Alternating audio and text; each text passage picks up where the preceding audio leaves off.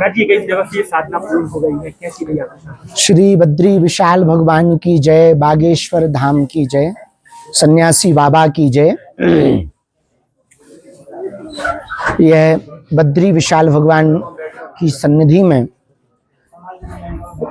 श्री बागेश्वर बालाजी और सन्यासी बाबा की अनुकंपा से आज यह 21 दिवसीय साधना का क्रम निर्विघ्न रूप से संपन्न हो गया।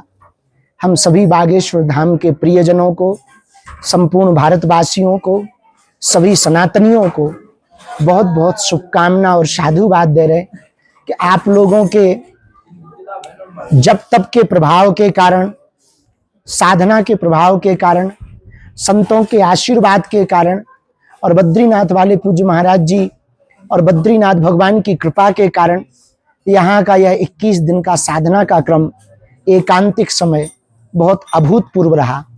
11 दिन की साधना एक यहाँ 300 मीटर की दूरी पर गुफा में पूर्ण हुई। उसके बाद में फिर हमने बद्रीनाथ जी के दर्शन किए।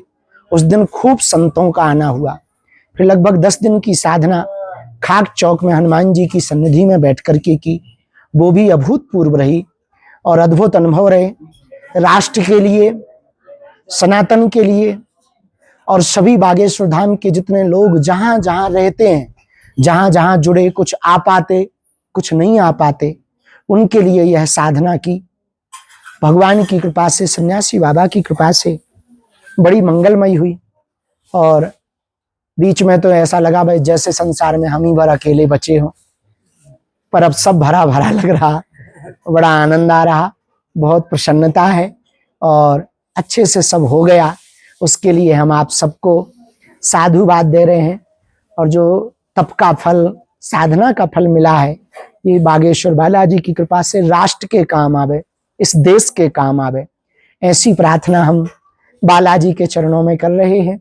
और कल से 27 तारीख से यहाँ पर 2 बजे से 5 बजे तक आप कथा सुनेंगे। यूट्यूब पर भी और टीवी चैनल पर भी, संस्कार चैनल पर भी आप जो है यह कथा का लाइव प्रसारण सुनेंगे। आप सबको खूब खूब शुभकामनाएं। और अपनी भाषा में कहें तो हम जिंदा हैं।